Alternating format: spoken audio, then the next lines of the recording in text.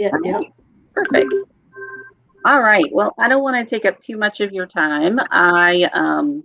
And I could talk about school counseling for a long time, so I promise I'll keep it short this evening. But this was one of the suggestions that we had gotten earlier was that just talking about what school counselors do. Um, this is my 18th year as a school counselor, which is really hard to believe. I have been in Botetourt my entire career. Um, and I love it. I have worked in 3 schools here in Botetourt, and the thing that I thought was the coolest thing is that every school is so unique, and I just love that about Botetourt. And I'm sure that's true of other places as well. But each school that I've worked in has become my family, and each school has quite different characteristics from each of the other elementary schools in Botetourt. Um, so that's enough about me. But I thought we would start with just the definition of what school counseling is. Um, so I am going to start here, and I can't see you all while I'm presenting. So if you have a question or something, put it in the chat, and Mr. O'Reilly is going to let me know if there are questions so that we can take care of those. I don't mind taking those as we go through or at the end, either way. So I found this in conjunction with looking at the American School Counselor Association. It kind of has put up this Wikipedia page about school counseling, and their definition is a counselor, an educator who works in elementary, middle, and high schools to provide academic, career, and college access and personal social competencies to K-12 students. Um, the interventions that we use include developmental school counseling curriculum lessons, annual planning for every student, as well as group and individual counseling. So that's a lot to be said, and I'm going to break down the pieces. But I wanted to start with a little bit of a funny thing. It's kind of a pet peeve of mine, and all of my principals have known that we are school counselors. We are not guidance counselors anymore. That's kind of a long held holdover from the past. And I just always like this little comic about, oh no, you're looking for the wrong person. You're looking for the school counselor. This is guidance, because a lot of what the kids, I'm the guidance teacher, or we have guidance, and so to kind of get past the name guidance counselor. Um, I have named my lessons that I do with my students, classroom lessons, SEAL, which stands for social, emotional, and academic lessons. And then the academic is really where we pull in career as well, just depending on their level. So a lot of people don't really understand what the difference is between the idea of guidance counselors as being old school versus school counseling. And so I like this little graphic, and I just kind of split it up so that we could see it in different pieces. But what's in the name? Why did we go from being guidance counselors in the past to school counselors? Guidance counselors were often focused on just vocational guidance. They only worked on helping students decide what they wanted to do when they were out of high school. So looking at different careers and that, and giving advice as to how to get jobs once they were out of school. School counselors focus on many different topics, including academics, as well as careers, and social and emotional development. Guidance counselors worked in isolation within schools.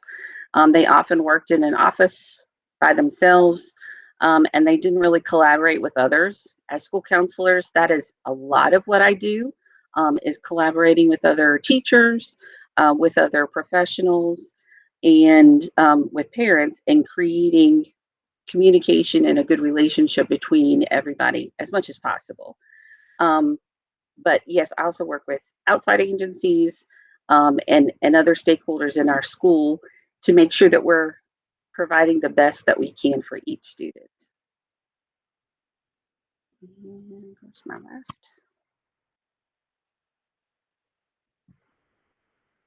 last picture? There we go. Guidance counselors also didn't have a set standards for practice.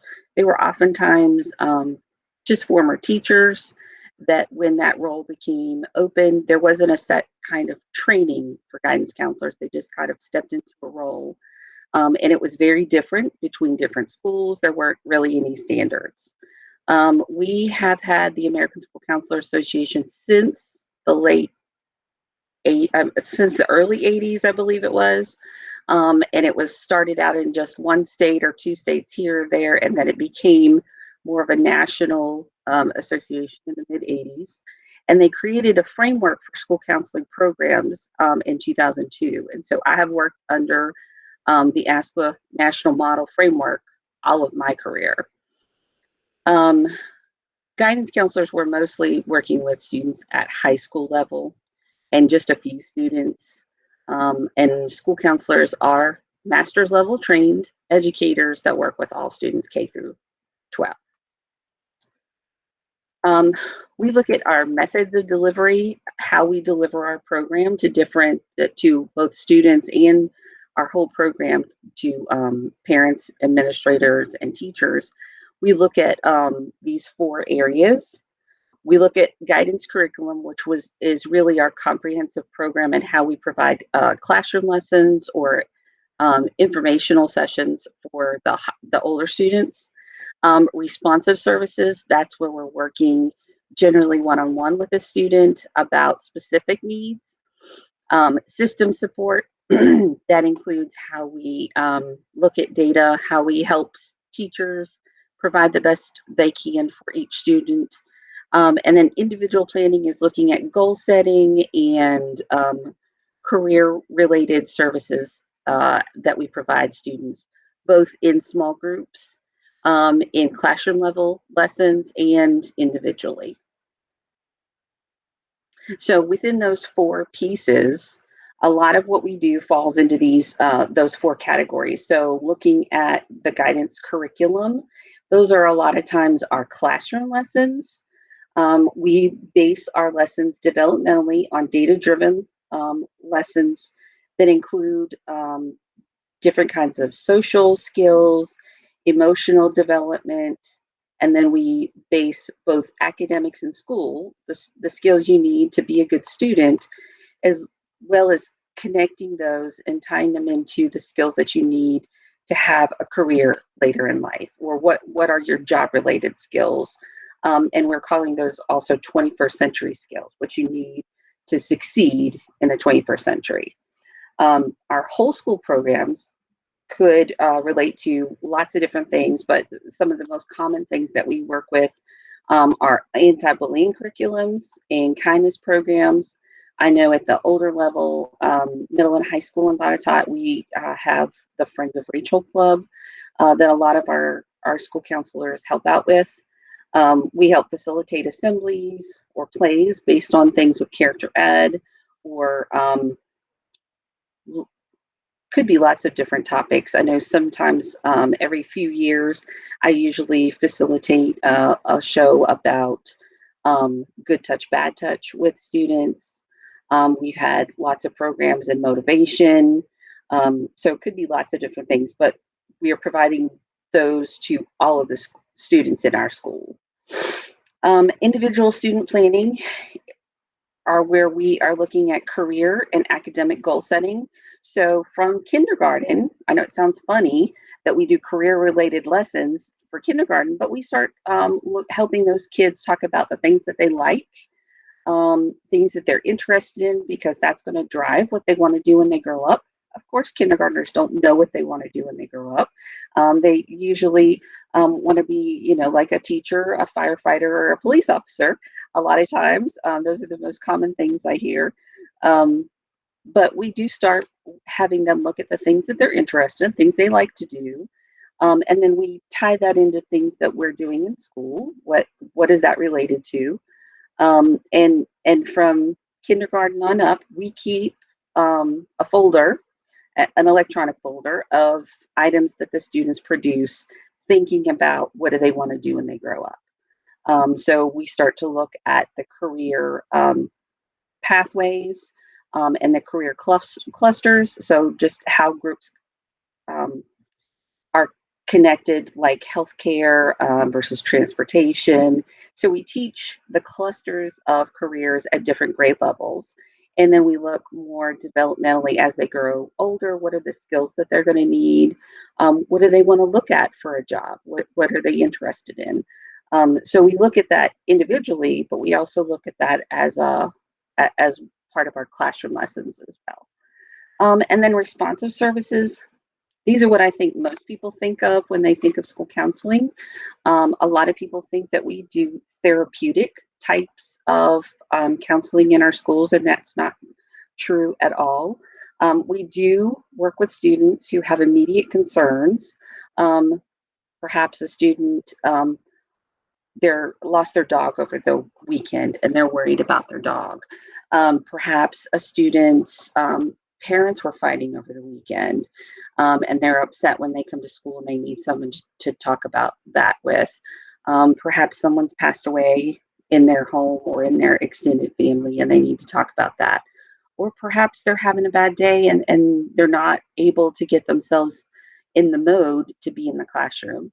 So all of those would be in our responsive services. Of course, all of those that I just said would be elementary level types of things. Um, as students get older, of course, their problems become more complex. So those individual responsive services may be students that are considering suicide, students that may have problems with drugs or alcohol, um, or the same kinds of problems. Someone's died in their family, they're not passing their classes, anything that in the immediate moment is a crisis for them. So we help work through those things, and we're going to talk. I want to talk later about some of the other things that we provide for those students. We look at the settings. I'm an elementary level counselor. I have been my entire career, and I'm pretty sure that's where I'm going to stay. I think I'm just built for elementary, but we definitely have some amazing middle and high school level counselors, and we've had some counselors go from one level to another and be really successful in that setting. Um, in elementary, we definitely have a much heavier focus on those classroom lessons, which we put in the category for us as preventative. The more time we spend with students talking about, let's say, social emotional things like how to handle your anger, how to use your self-control and practice that, the more we don't have to worry about that in a crisis level in responsive services later on.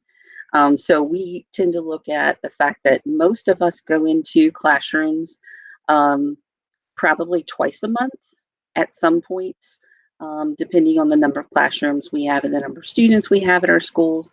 We might see students more or less, but most of us either get into the classrooms every other week or every 2 weeks, which equals out to about the same.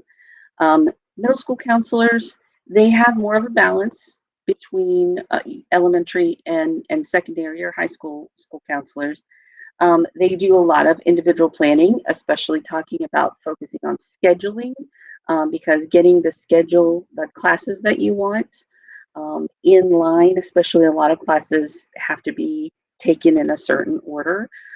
So talking to students about their interests and their career that think they're interested in after high school, that helps translate into the classes that they need to have to whether it's go on to high school and college, or whether it's to go on to high school and go directly into the workforce. That's a lot of what our middle school counselors do. They do quite a bit more individual counseling and group counseling, but their focus they are involved heavily in the scheduling, where that's not a responsibility that we do at elementary. So our focus is just a little bit different. Secondary high school counselors, they have a much heavier focus on that individual planning and responsive services. They do have a lot more emergent issues that come up with students that need to be dealt in a different way than an elementary school student. And then, of course, they're continuing that scheduling piece talking about what classes you need to have in what order to get the diploma that you want, because you could have your regular diploma or your advanced diploma. And those counselors are on top of it to help the students get all the classes that they want in, to be able to earn the degree that they want, the diploma that they want, to then be able to go on post high school, whether that is into a community college, whether that's into the workforce directly, whether that's into a 4-year college, or a specialized training. So they help students work through that process and be very successful after high school as well. So we are from elementary on helping students think about where they want to be when they grow up, when they leave high school. Um, One thing that I think all of us as school counselors at all of the settings do a lot of parent-teacher consultations.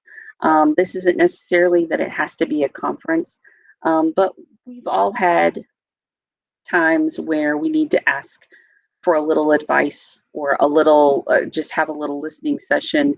You're struggling with something with your child, or you're confused about something with the teacher, or maybe the teacher comes to me and they're struggling with something that's going on with a student, and I'm there to help listen. A lot of what I do is listening, um, provide a different perspective. A lot of times we come at something from where we are, and we have a hard time seeing that opposite side. And so I think a lot of what we do as school counselors is help provide that other perspective. And that can be pretty eye opening if we think, oh, gosh, I didn't consider that. Um, Maybe I'll be a little easier on them, or what else can I do to help in that situation? We provide resources. Um, a lot of times during our parent teacher conferences, I have a table set up and it has my contact information, but I also have articles that parents can take home with them.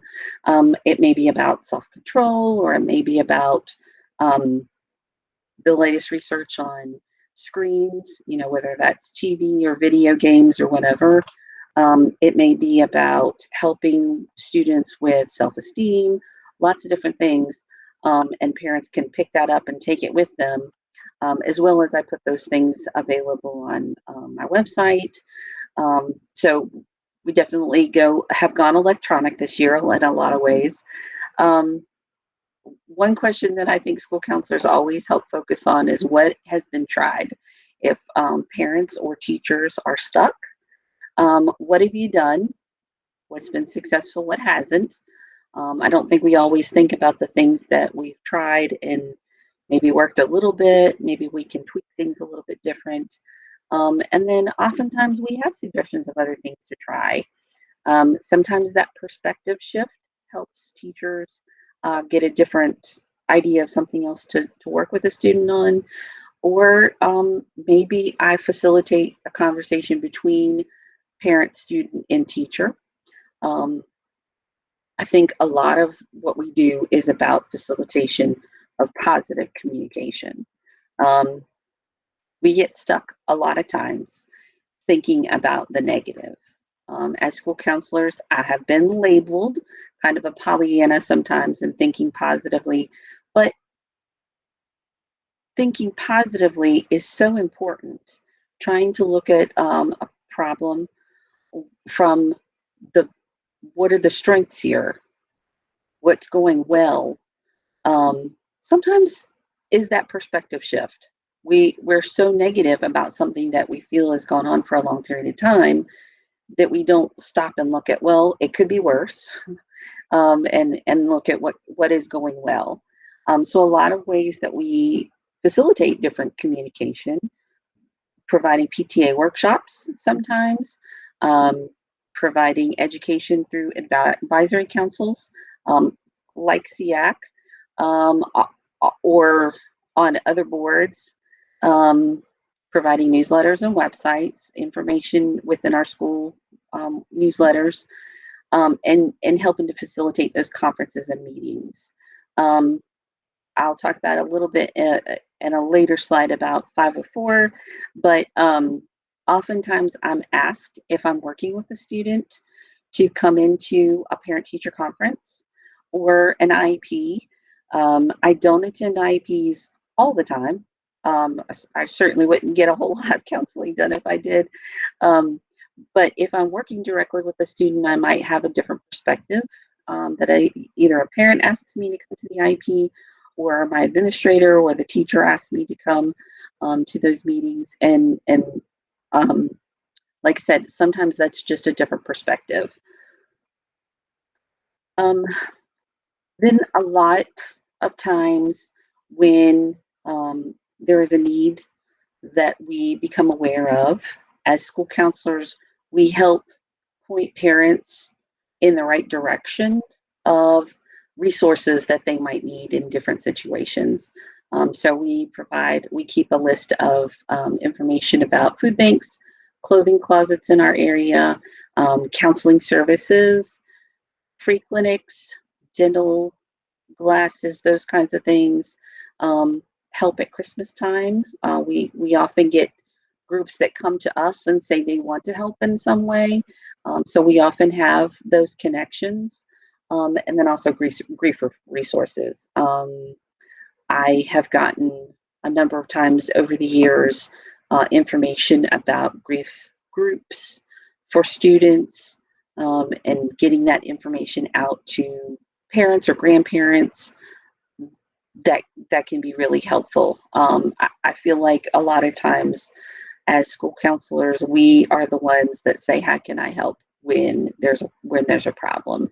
But we're also the ones that say, "How can I help when things are going well too?" We want to make it even better, or be able to provide our support in that way as well. So we really feel like we work in our schools to bring family, community, and school together as much as we can. We do have a great community here in Botetourt County. We want to support our students as much as we can.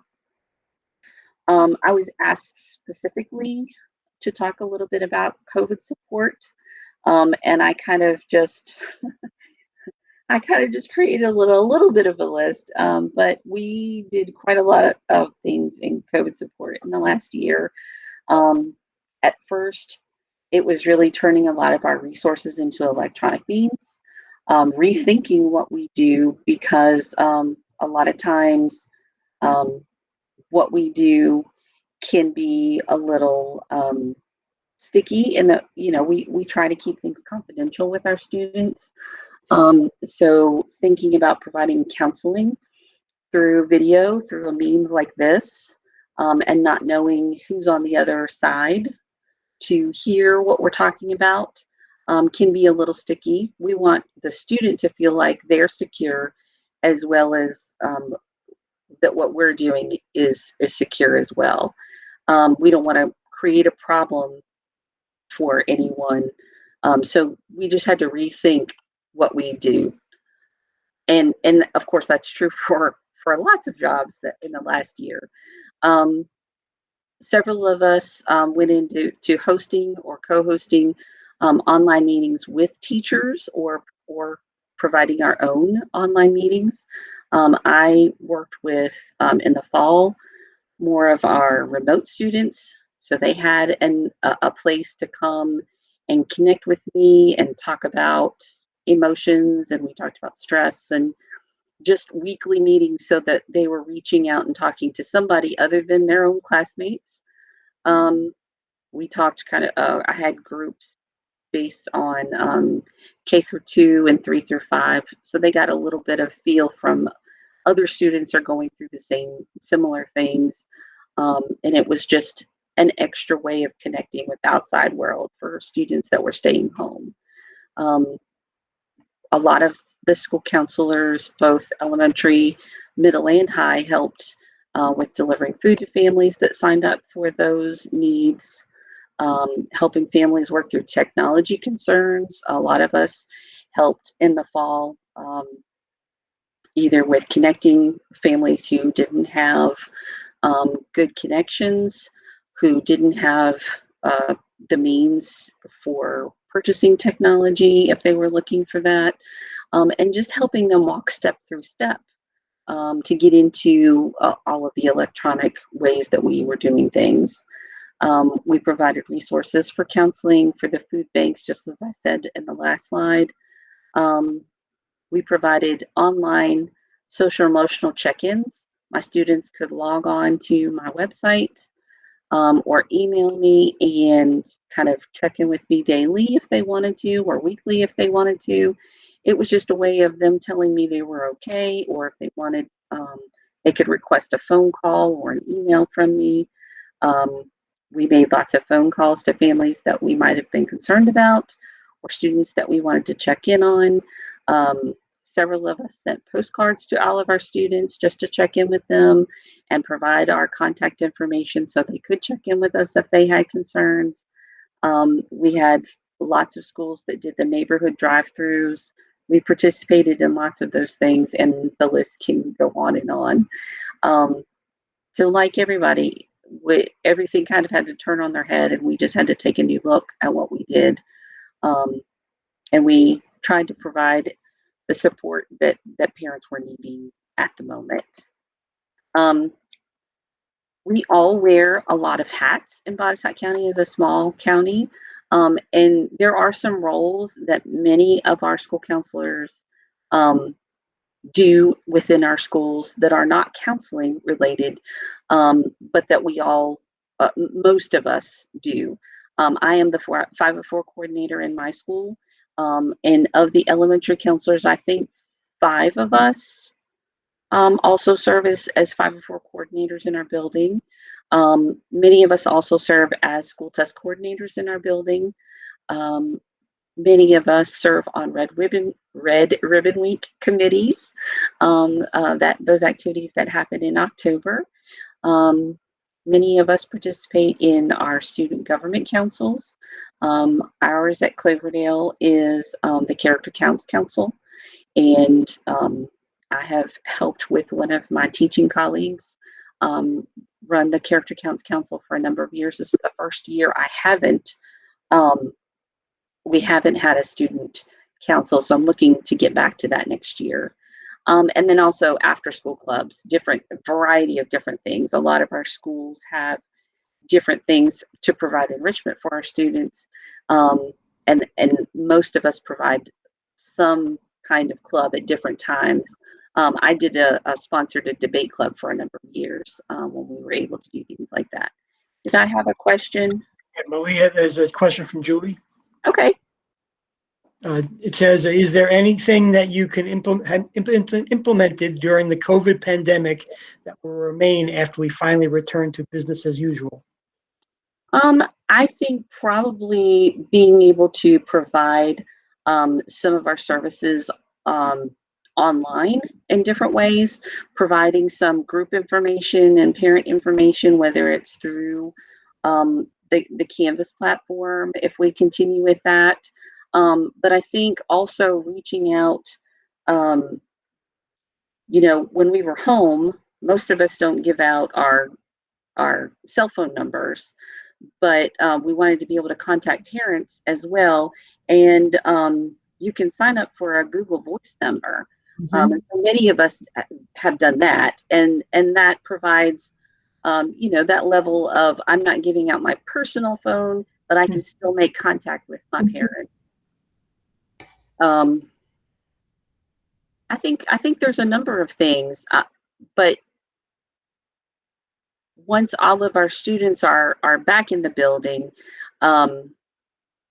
not as much of a difference for me, maybe because I tend to be a little bit more of a tech savvy person, but I think probably all of us will be continuing a lot of the online resources that we've used, especially having some of our older students have Chromebooks available to them, that we will probably be able to incorporate more of those since we've got more of them on board for us as well.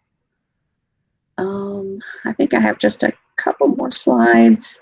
I did serve on our Virginia School Counselor Association board for a number of years.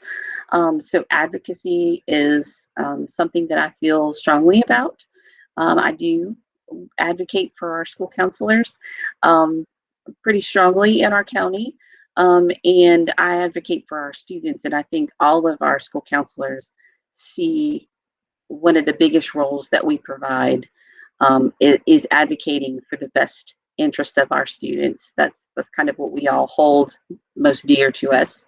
And this just provided a quick overview of some things that we do. We definitely work with data and outcomes, developing data-driven curriculum to be able to use with our students, delivering our curriculum systematically through our lessons, being able to use that data to change our lessons in the future, or to address our goals.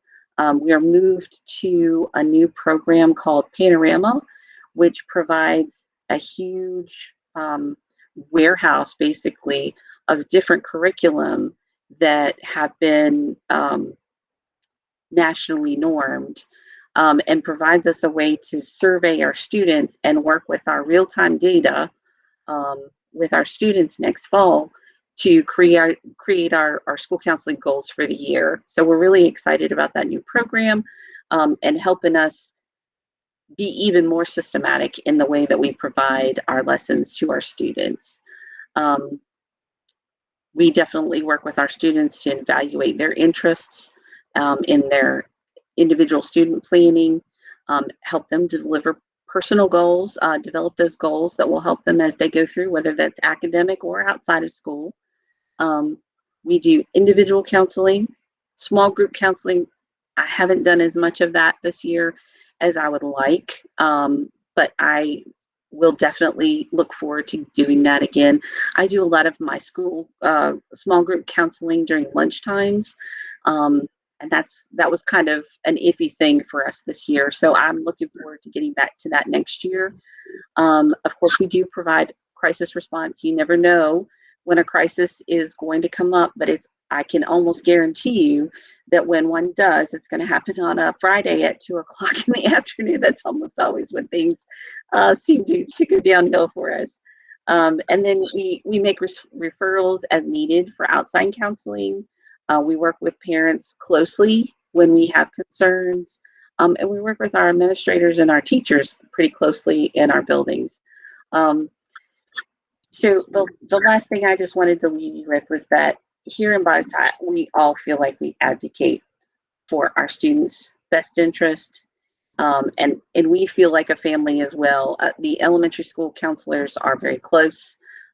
We do meet as a whole group of counselors with middle and high school as well, but we all have the heart for counseling, and it's important. We feel like what we do is important, and we all love our jobs. I can say that for sure. Any other questions that have come up in the meantime? One more question. So Julie, it says, can you briefly discuss what an ACP or ACPP is and how it assists students? Sure. The ACPs, which are mandated by the state for us to keep, are academic career plans. They're required to be started at kindergarten level the last several years, and we have worked I think this coming year will be our third graders that have, they're our highest level. So we start at kindergarten level, moving up. We keep the ACPPs, which is basically the academic career plan portfolio. We keep those electronically. Each year we have a document that we save of the lesson that we have provided, career lesson that we have provided for our students. All of us have created those plans together, so we're all doing the same thing across Botetourt County. We all generally do more than just one lesson, but we have all agreed on that one lesson that gets kept for the portfolio, and it moves with each student. Now, we haven't hit a point where those have moved on to the middle school yet, but they will move with the students as they move to middle school level. At the middle school level, starting in the 7th grade, there is a formal form that the middle school counselors fill out with the students, and that follows them through helping pick their classes, look at the different career clusters that they might be interested in. It helps them log volunteer hours and jobs. It helps them log schools that they might be interested in and research that they may do about different schools and different careers, all in one place. So that follows them through middle school into high school, and they have all of that when they are planning their exit from high school, whether that's four-year college, um, two-year college, technical training, whatever it may be. That document follows them through those years, so that they could be able to look back and say, in kindergarten, I wanted to be a police officer, and now, here's what I want to do. So I think it's really neat that we have that starting in kindergarten, but it's so important that they have one place to be able to put all that information that you need when you're a junior and senior in high school, and need to have those specific pieces done. So our school counselors have created those forms for them to be able to take with them, and it's all in one place so that, when they're ready to do whatever it is they want to do, they've got all the information they need. Malia, this is Catherine King. Can you hear me? Yes. Hi. So thank you for talking about everything that you have and for sharing the Panorama program, the data-driven program that you were talking about. Yes, ma'am. I'm not sure if at the beginning you were talking about I believe you mentioned ASCA national model, but yes. if it was that, when have you implemented that national model? And I'm really curious to know, how has it affected the students' success all across the board, whether it's, special needs children and just atypical children? What's the success rate? And specifically gearing towards this new Panorama program that you were discussing. Not all of us follow the national model. That is a general way of creating what your school counseling program is. But that is basically our standard for our positions. And it helps you to be able to gather data and look at data as you're moving forward. I do not have percentage, that kind of outcome data, because all of us do that independently. We all do that kind of individually. There hasn't before been a place where we would gather that together and look at that, because we all tend to do our own goals. But that's definitely an interesting way to think about that, if we come together with some data to look at the success of our programs. Right. I'm just interested in that. Well, and the Panorama will be able to help us gather that in a more formal way. We have created, between several of our counselors and Ashley Hatcher, she helped us. She's one of our SAP counselors. She worked with several other of the counselors to be able to develop the survey that's going to be going out, that our students will do in the fall and in the spring next year. And since this is the first year, we just started to look at those. But all of the kids across the county will be answering the same questions. Now, how each of us uses that data will be different by school, because, like I said at the beginning, our communities are so different, that a lot of times what's needed at Cloverdale isn't the same need that Breckenridge might have, or that James River might have. So that's something that we're interested in using next year. And it would be interesting to see how that goes over the next few years, for us to be able to look at that data in different ways. Absolutely. And certainly to see if it's preventable to get those children, especially in the middle school and in the high school to, you know, prevent that crisis that you were talking about. Right. Yeah. So thank you so much. Sure. Any other questions or comments? Malia, I really appreciate this. It put a lot of time and effort into your presentation, and I learned things tonight. So I loved it. Thank you so much for sharing all this with us. Well, thank you. Yeah, I can't say enough about how the important role our school counselors play. Whether we're in a pandemic year or not, certainly you all have reached out to families, have provided so much assistance, taught students skills, pointed them to resources. It's amazing the work our school counselors do. So we appreciate that day in and day out. And you're a resource not only for our students, but for our staff as well. Yes. We've talked about that this year as well. So again, we appreciate the work you do as a school counselor. You certainly have found your niche at the elementary level. Yes, ma'am. It's amazing the work that you all do, and I appreciate you every day. Thank you. Yes. Thank you. Well, I'm glad you all were here. If you don't have any questions, then I'm going to stop the recording. That sounds great.